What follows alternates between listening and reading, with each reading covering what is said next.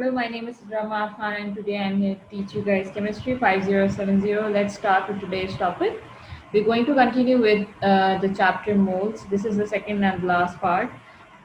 We had already discussed most of the chapter and today we're going to discuss about percentage yield and percentage purity. And we are also going to solve a few practice examples so that you guys are more clear about it. So let's first start with the percentage yield. What is basically percentage yield? Percentage yield is the ratio of actual and the theoretical yields and dividing, comparing the two ratios and then multiplying it by 100, you will get the percentage yield. So the basic formula for percentage yield is actual yield divided by theoretical yield multiplied by 100. Usually the actual yield is given to you guys in the question. Theoretical yield is the one which you guys have to calculate on your own and then putting two numbers into the formula and then getting the percentage yield in the end as a result. For example, first example we have here is the ionic equation for lead nitrate with excess of potassium iodide to form lead 2 iodide. So 3.31 grams of lead 2 nitrate was basically dissolved in potassium iodide to form lead 2 iodide as a result, which had 3.89 grams of mass. And looking onto the equation, the ionic equation of this, lead ions when react with iodide ions. So 1 mole of lead ions react with 2 moles of iodide ions to form lead iodide as a substance or as a product. So 1 mole of lead 2 nitrate was used to produce 1 mole of lead 2 iodide. Considering the concentrations of the two, if 1 mole was used, so 1 mole obviously would be the concentration of lead to nitrate. Whereas if you see the nitrate ions would be 2 mole per dm cube in concentration because of the formula of lead to nitrate, which is lead is Pb2 plus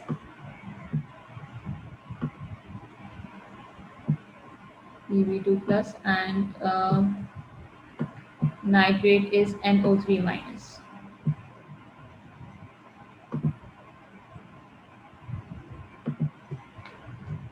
It is Pb2 plus and NO3 minus.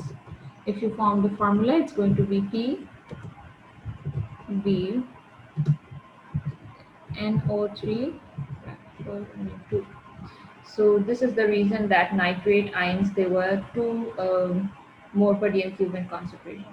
Now, first step is going to be that we have to find out the molecular masses of the actual of the substances which are being used, that is lead nitrate and lead iodide. So the molecular masses are going to be 331 for lead nitrate and 461 grams of lead 2 iodide.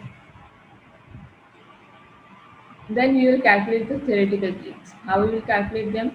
We're just going to use the actual yields 3.31 of lead 2 nitrate multiplied by 331, which is the MR of lead 2 nitrate, and then divided by 331 to give you the theoretical yield of lead 2 nitrate. And then again using it, but we're going to use the molecular mass of lead 2 iodide for lead 2 iodide, and then getting 4.61 grams for lead 2 nitrate. Now these are the theoretical yields. So first we calculated the molecular masses and then we calculated the theoretical yields. Now we have the theoretical yield, and the actual yield for lead to iodide was present. This is written wrong here. It's iodide basically. Okay, I'm writing I. So the actual yield was 3.89 written in the question, whereas the theoretical yield which we calculated was 4.61. Now we will calculate the percentage yield. How can we do that? We're just going to compare the two ratios, actual yield divided by the theoretical yield, which is 3.89 divided by 4.61.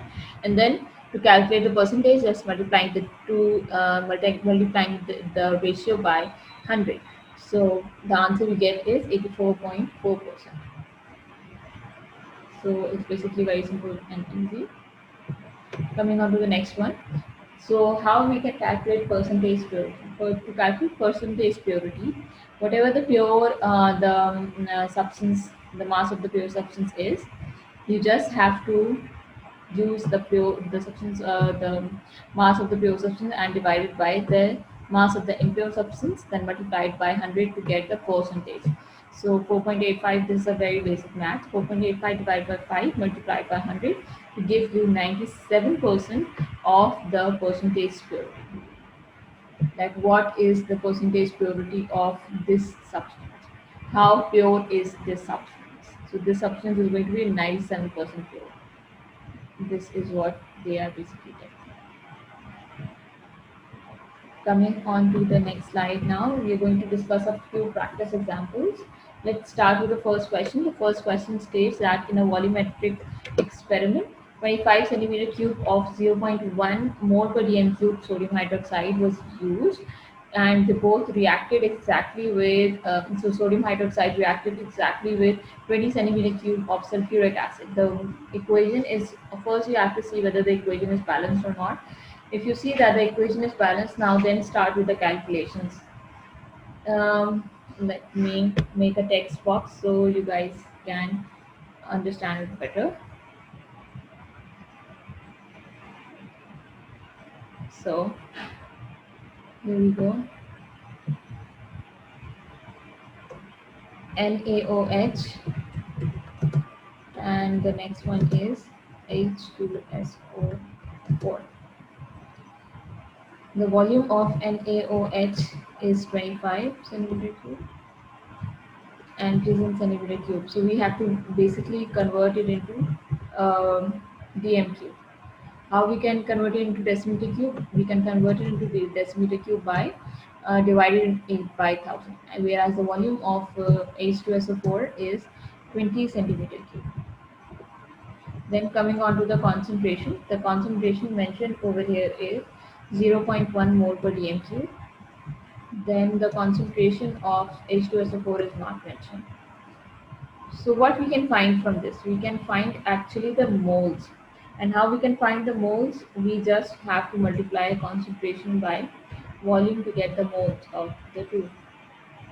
Concentration of this is written 0.1 multiplied by volume is 25. So you have to first divide by 1000 because to convert it into decimeter cube. The answer you get is 0.0025, and this is going to be the moles of NaOH. Right. Then coming on to the next one. Now you see in the equation that sodium hydroxide and sulfuric acid both are in the ratio 2:1. So if you consider this, we can actually divide the moles of sodium hydroxide which we have just calculated, and it is then going to be to find out the moles of H2SO4. So we have to divide it by 0.0025 divided by 2. Why 2? Because the ratio is 2:1, right? So the answer you get is 0.00125, right? So this is the moles of H2SO4. Now we have to calculate the concentration of sulfuric acid. To get the concentration of sulfuric acid, you just have to, you now have moles and you now have volume. So you have to multiply, you have to divide moles divided by volume.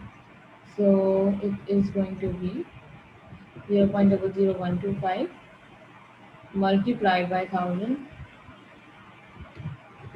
Why 1000 is coming here? Because divided by 20.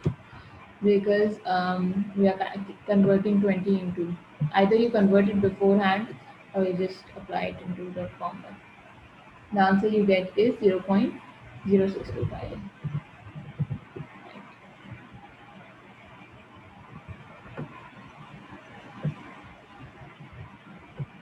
So this is what you get, and this is the concentration of H2SO4. Okay. So the answer of the first one is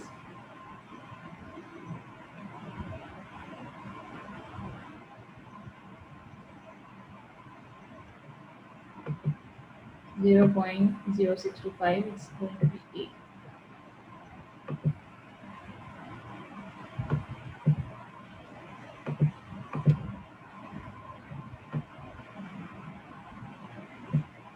Right. Coming to the next question. The next question states the reaction for the conversion of bromoethane to ethanol is shown. In an experiment, 10.9 grams of bromoethane is converted into 3.45 grams of ethanol. What is the percentage yield of ethanol? Now, what we're going to do, we're first going to calculate the molecular masses of the two substances, bromoethane and ethanol.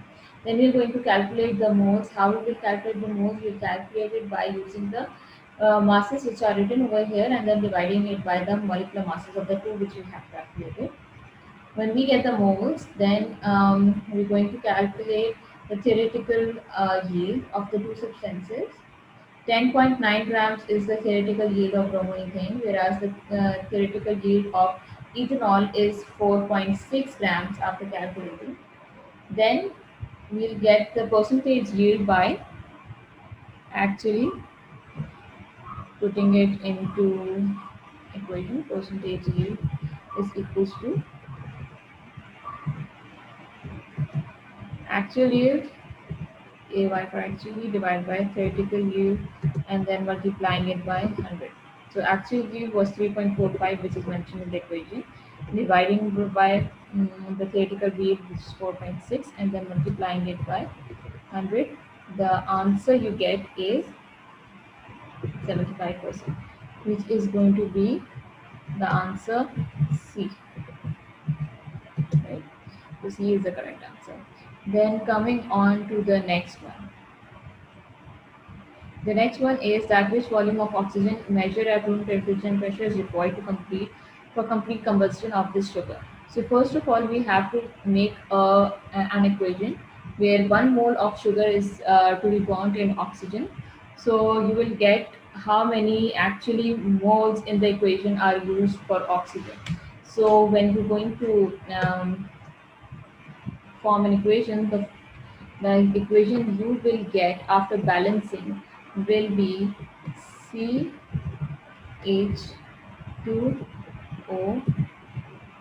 closed 6 plus 6O2 makes carbon dioxide and water. Obviously, carbon dioxide and water, they are the only products of combustion, you know. If there is complete combustion. If there is incomplete combustion, then you will get carbon monoxide. 6H2O. So the ratio of 1 mole of sugar is to oxygen is 1:6, right? So if 1 mole is equals to 24 dm cube of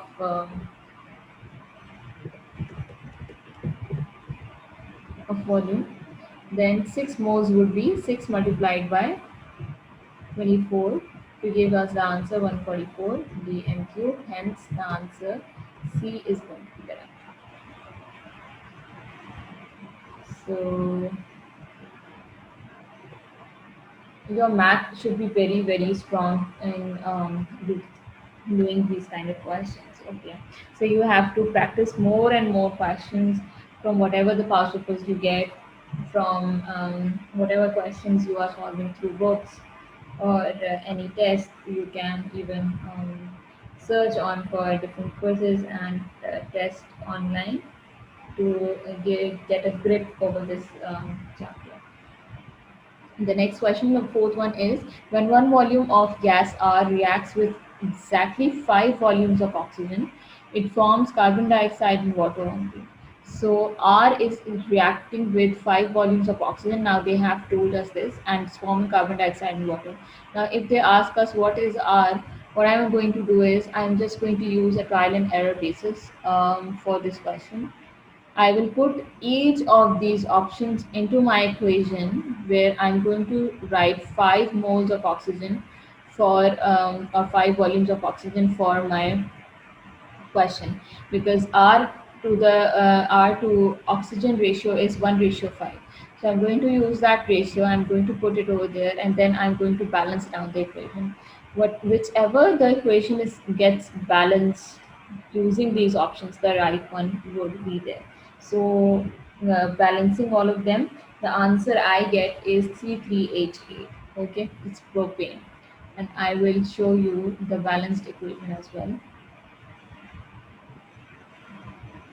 The balanced equation is going to be C3H8 plus 5 volumes of oxygen makes 3 carbon dioxide and 4 moles of oxygen, hydrogen water, right? So this is going to be the balanced equation. You will see. And only all of these four options, only this one got balanced. If this one got balanced, then this is it. This is your answer over here. Now that coming to the fifth one, two characteristics of gas G they were given. G reduces copper dioxide to a pink brown solid first. The second one is that 1.4 grams of G has a volume of 1.2 decimeter cube at room temperature and pressure. Now I have to calculate that what is actual, which one is G. How can I tell that? If one moles of G supposedly is 24 decimeter cube, and G has a volume of 1.2 dm cube over here at room temperature and pressure. So moles is equals to C into V also, and moles is equals to mass over mR also. So if I calculate the molecular mass of this gas G, I can easily guess which one is going to be G from all of these four options. So mass upon mR is equals to concentration multiplied by V, and 1.2 will be divided by 24 is equals to 1.4 upon mR. Let me just write down for you guys. I'm going to calculate this 1.4 divided by mR, which is mass upon mR, is equals to 1.2 upon 24, and then I can get my mR, which is going to be 28 using this formula. Now see, I used two different formulas for moles. I used a mass upon mR as well, and I used concentration multiplied by V for this purpose. So which of these four options has an MR of 28? So carbon monoxide has a molecular mass of 28. How come? Because carbon is 12 and oxygen is 16. So 12 plus 16 is 28. You can check the rest of them as well. And the answer, which is correct, is going to be A, carbon monoxide. Coming to the next one, the relative formula masses of four compounds they are given. A student has 1 gram sample of each compound, which sample contains the highest number of moles of oxygen atoms.